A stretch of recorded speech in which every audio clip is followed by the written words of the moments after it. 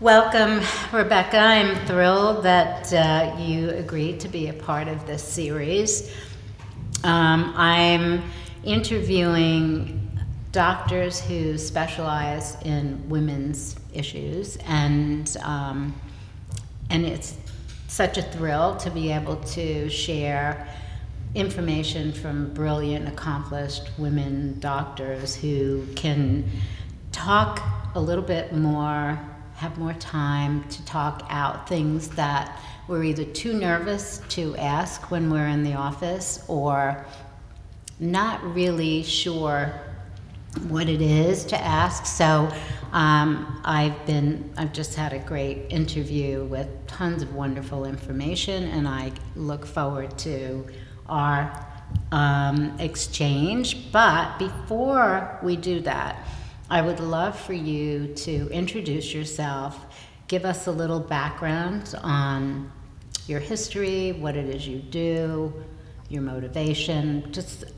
some sort of familiar background. Sure. Well, first of all, thank you so much. I am so really honored to be here and to be able to speak to you. And I am absolutely passionate about women's health. I am an OBGYN, really a gynecologist now, in private practice in Manhattan. I have been in practice since 1990, and I trained as an OBGYN and really spent the first 28 years of my practice delivering babies and practicing gynecology. Wow. And as I've aged, I've really cultivated an interest in women's health, obviously their health through midlife and beyond. And I also enjoy taking care of everyone's teenagers. It's kind of fun. It strikes a balance. Although I really made it my mission about 10 years ago to become much more knowledgeable about women as they transition through perimenopause and menopause, because I felt that there was really a deficiency in terms of the amount of knowledge we have. And I really felt that I was going to make it my mission to try to take care of my patients and hopefully get some knowledge out there and educate women about healthcare and enable women to speak to their healthcare providers, because as you and I both know, many women just don't have the time or the ability to spend time with their physicians, and a lot of physicians are very harried and rushed.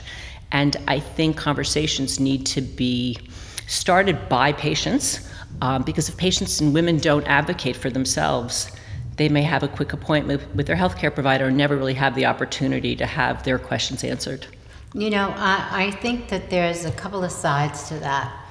So we know we have to go and get a checkup, and it's important to do, but we just want to get the hell out of there before we hear any bad news. Let me get out of here in case Absolutely. She says something I don't want to hear. So I think that there's this fear factor. We know we have to do it. Obviously, doing it religiously helps sort of prevent things or lessen the effect of something negative. But my real excitement about having this conversation with you is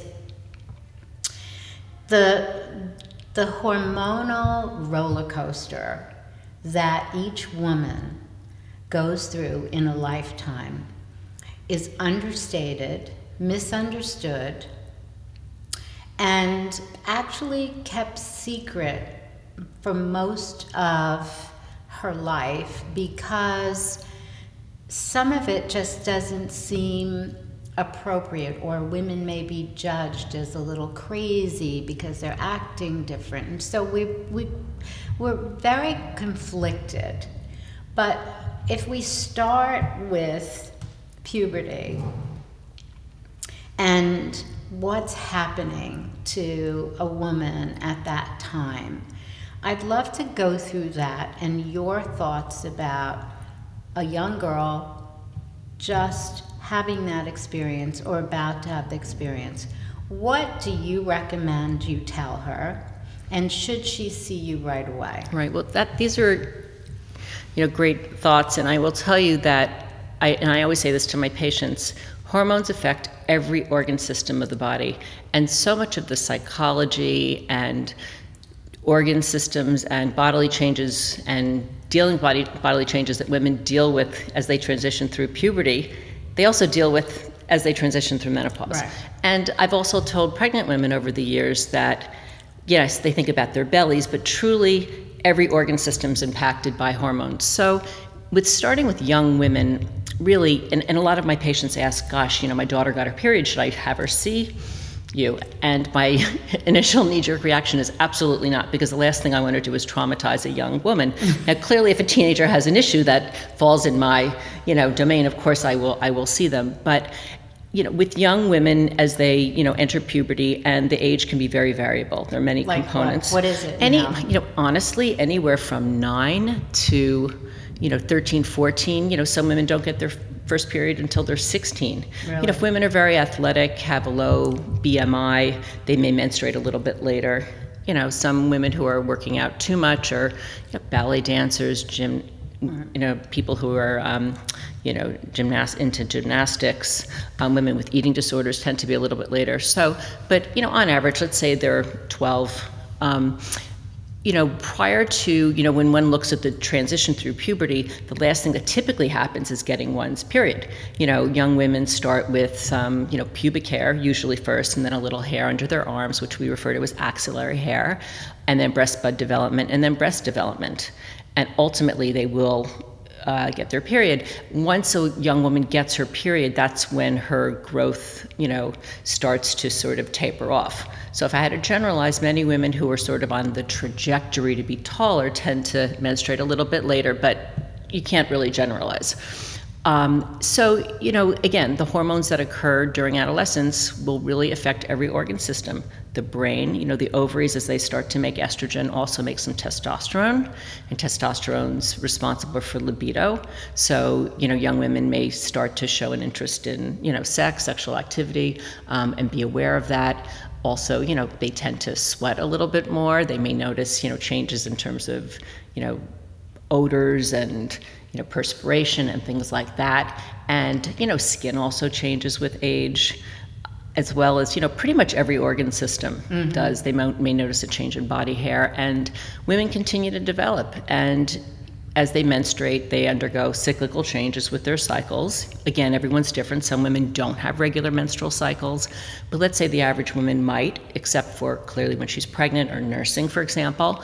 And then starting around, I would say 46, 47 to me is always the magic number with patients. If I had to generalize, many women do start to have menstrual irregularities. It can start in their earlier 40s. And everyone's different. You hear women talk about menopause, and you think it's a definite, finite moment in time, which it's not. It's really a transitional period. It can last 7 years. And again, how hormones affect every organ system of the body. They may notice a change in their libido. They may notice change in hair patterns. Their menstrual cycles may be thrown off. And these are all things they'll want to discuss with their physicians. In addition, there's a huge psychological component for many women.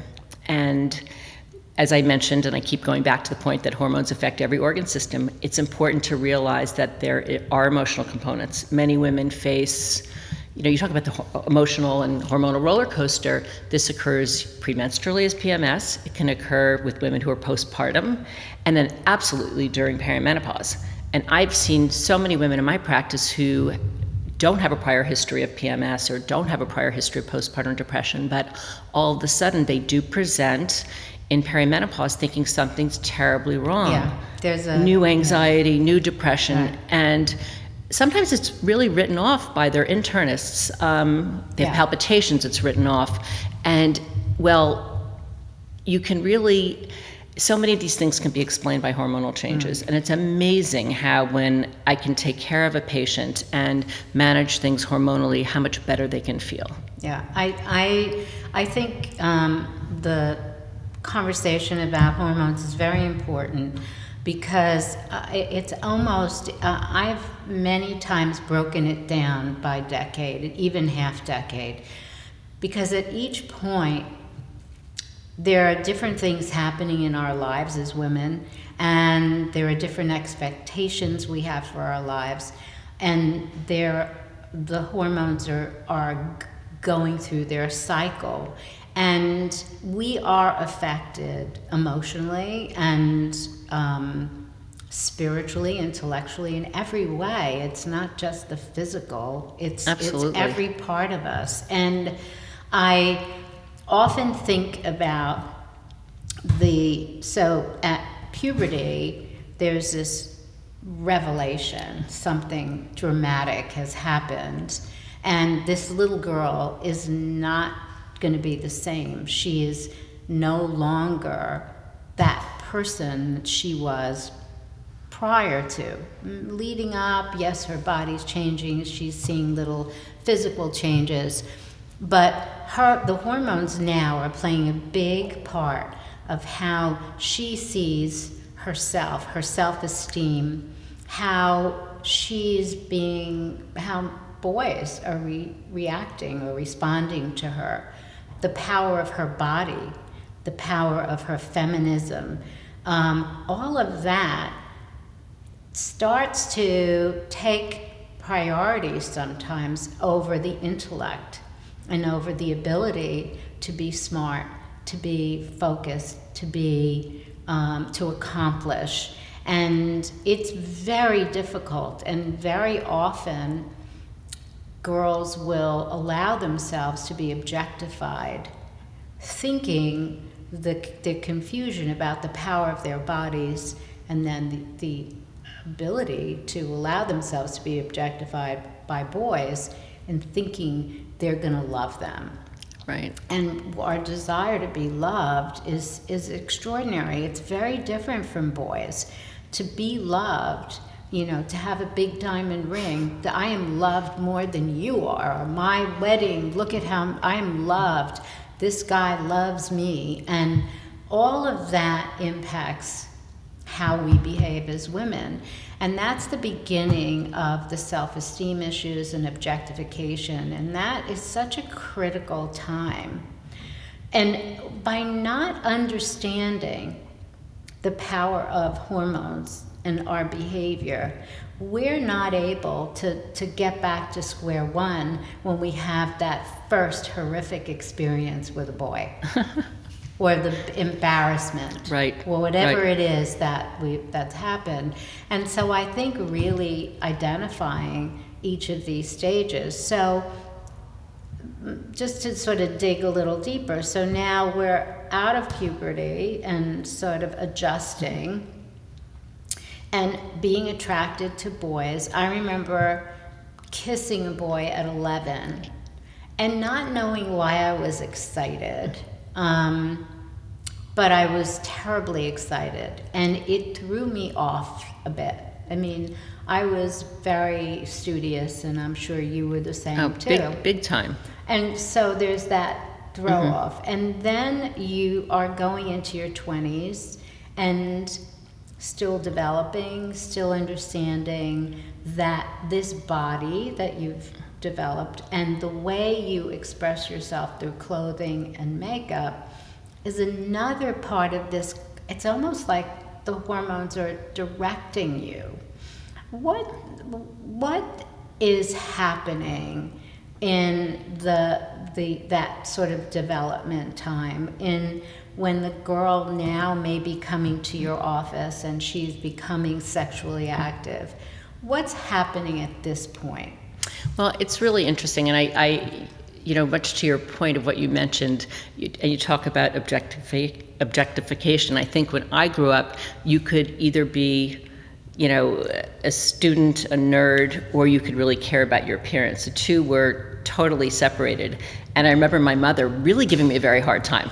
And, girls like you don't go become doctors, right, and so on and so forth, make up your mind. And I was really sort of felt, I'm going to do this all. And I think we were perhaps the pioneers in terms of showing people that we could be accomplished, we could care about the way we looked. And just because we cared about the way we looked and we wanted to exercise and eat well and take care of ourselves doesn't mean that we didn't have the same drives or interest in, academic achievements and success with our respective careers. So I think young women embrace, hopefully, and I think it's easier for today's young women because they can do it all. They're encouraged to do it all. I think times are really different.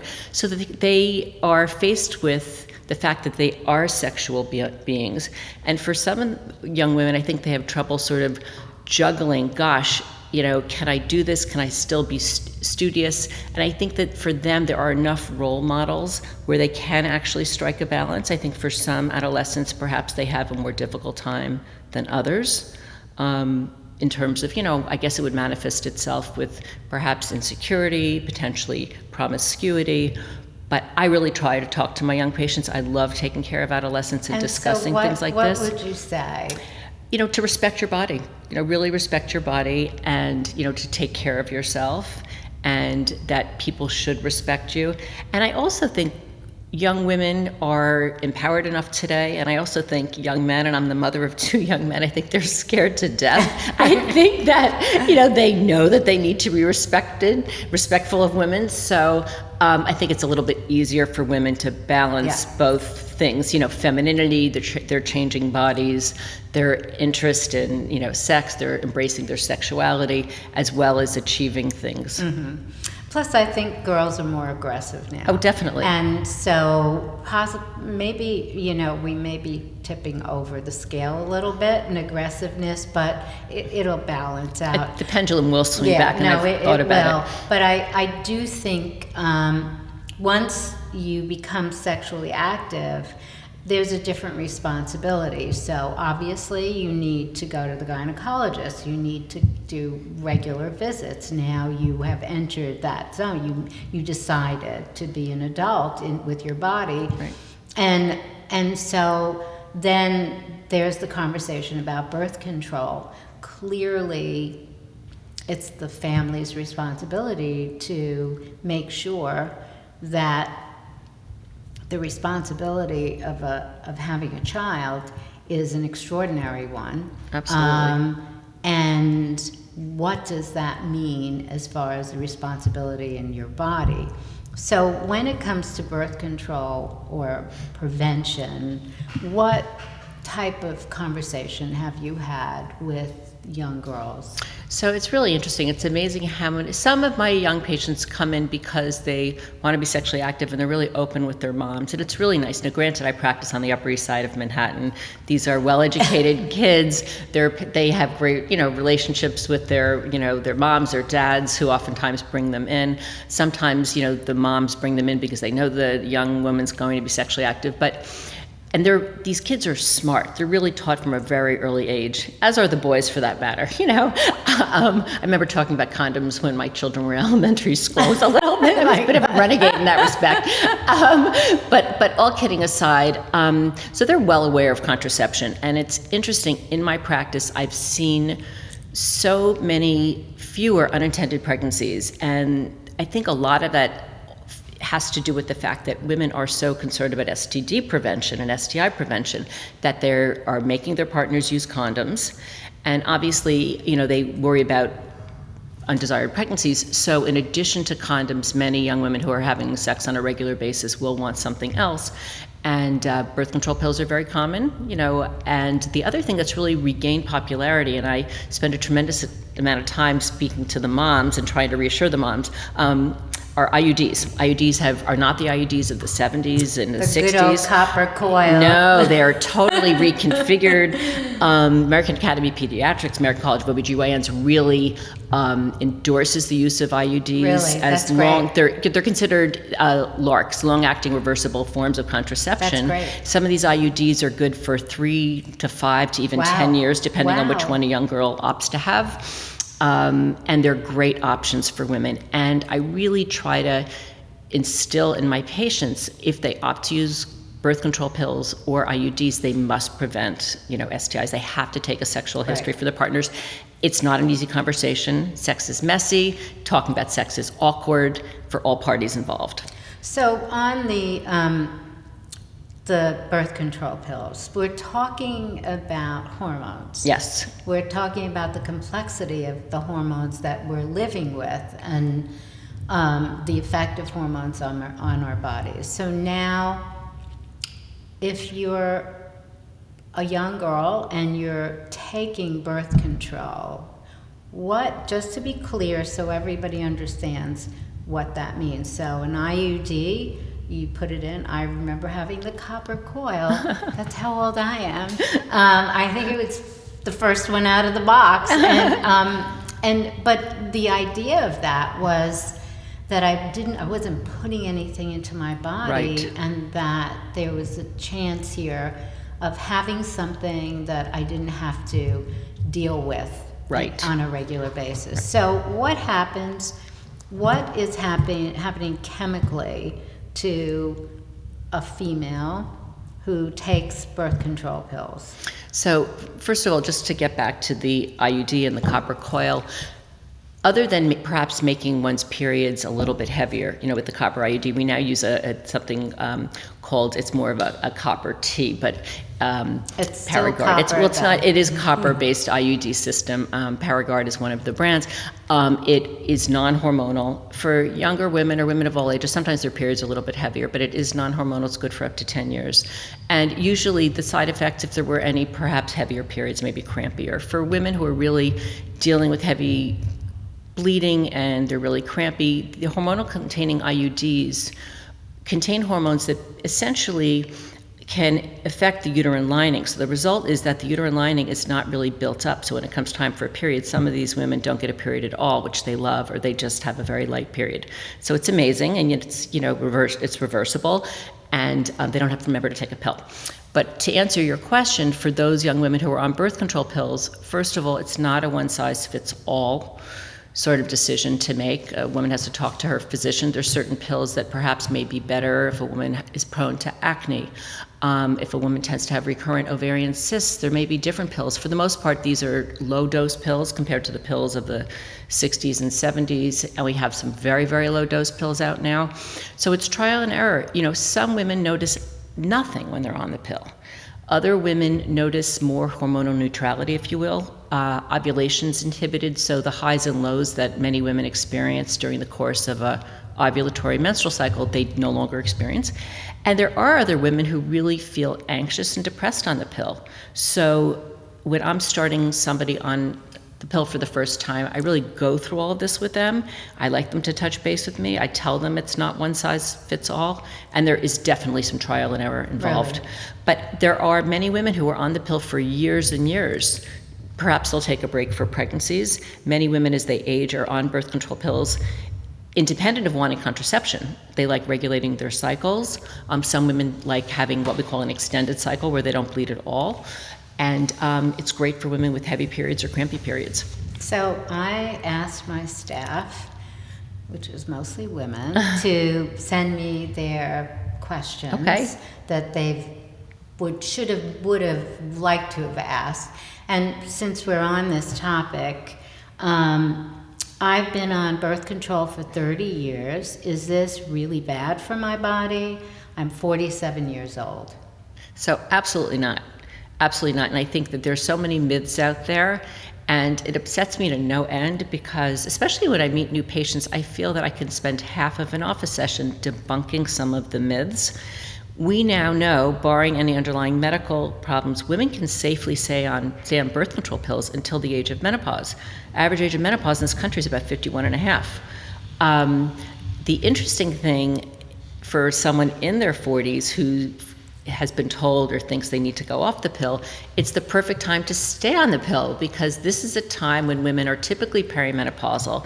They have these highs and lows. Their estrogens, their progesterones are higher than ever before, lower than ever before, and they can become much more hormonally sensitive. So being on the pill sort of provides a hormonal neutrality, if you will. So I encourage them to stay on it. I really do. So would you liken birth control to hormone replacement therapy, or is it in the same world? So that's a great question. So with hormone replacement therapy, typically the term refers to giving women hormones after they've had their final period. And menopause is, by definition, occurs when a woman has gone a full year without having had a period.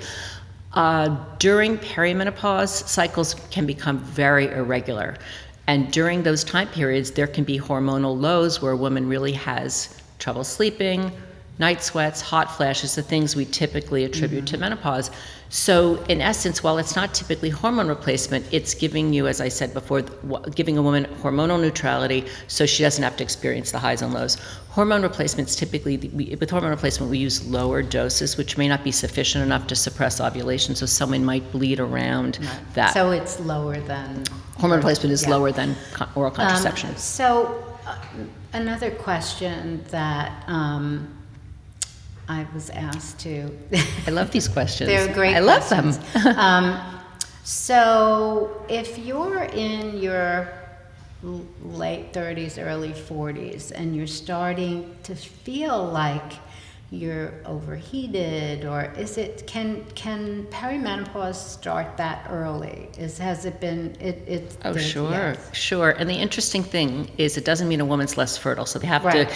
They can't think, oh, I'm having hot flashes, I'm not going to get pregnant, because she could very absolutely. So in terms of treating women, one always has to keep contraception in mind. Yeah. But essentially, our thermostat starts to break down, as it's the best way to describe Right. it. And as women get into their 40s, and for some women it can be their later 30s. Everyone is different. Some women don't become symptomatic until their late 50s. Yeah. And I've certainly seen that, but it is not unusual to have some night sweats, some difficulty sleeping, and especially before one's period, where hormone levels do drop down. Some people do tend to have symptoms. I want to emphasize the fact that does not mean you can't get pregnant. My grandmother had my mother when she was 55. Wow. And my aunt had her daughter, my cousin, when she was 55. A fertile so family. When 55 came, I was like, lockdown, not going to happen. So yes, I think it's really important to understand that they're not necessarily, it's not the end of everything. Absolutely not, no. And it is different for everyone. One of the things that, before we get into perimenopause and menopause, which is a big part of what we should talk about, I am around a lot of young women who are very successful and becoming powerhouses and really significant players in the business world. And they just haven't met their soulmate. I mean, I was 65 when I met my soulmate. So we all have a different schedule. And to think, what are they going to do? Of course, at 30, they're having panic attacks because according to the schedule of life, they should be married and have a kid, and we know that that's not true. And so many, as you know, are thinking about freezing eggs. What's involved with that? What's the hormonal therapy and the work that has to be done with that? Can you share some information? Absolutely. Because this and menopause are two big topics. Absolutely. So let's give this some time. I will tell you, first of all, my heart goes out. I think I had my kids in my mid to late 30s. I will tell you that I think in my late 20s and early 30s, if I knew women were freezing eggs, I would have been so anxious. That would not have been a good thing for me. I think it's tough for young women these days, although, on the other hand, they really have great options. So my approach has always been, you have to look at a woman's social history. Clearly, if they're in a committed relationship and they're in their early 30s and they're contemplating having a family in the near future, I wouldn't go ahead and say freeze your eggs. But one thing I really have tried to make an effort to do with my patients who are in their early 30s is ask them what their plans are in terms of having children. Do they want to have children someday? Some women don't, and that's absolutely fine. But for those who do, I think it's really important for them not to be pressured into finding somebody who may not be the right life partner just because they want to have kids. And the good news is they can explore the option of egg freezing so that they don't feel pressured. And the interesting thing, and I always tell my patients this, and I've really found this in my practice, it's the best insurance policy out there. I have yet to see any of my patients freeze their eggs and actually use them. They've all ended up meeting somebody and getting pregnant. The technology is still somewhat new, so at some point, yes, some of these frozen eggs may be used, but it's a really nice option for women to have. And I think as women are more independent and they less, I mean, we have to admit that the role of the male-female relationship was one will be in the workplace and pay for everything and support everyone, and then the other will raise the children, and that role has been turned upside down and mushed around. And so now there are many women who are the breadwinners, and Absolutely. many women who are playing a big role in the male perceived concept of Sure. what that relationship is about. And one of the big things I hear is, I always thought this guy, the guy I marry or the guy I'm with was going to take care of me, but I realize now that I'm the breadwinner, but I want to have children and I can't do it now. And so the egg freezing is a big conversation, and it's one that everybody is talking about.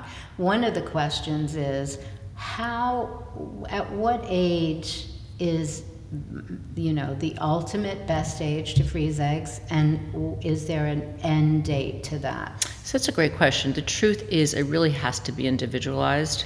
Clearly, the younger the eggs are, the better. But I certainly, and I've had friends ask me about their daughters in their late 20s, and I'm like, no.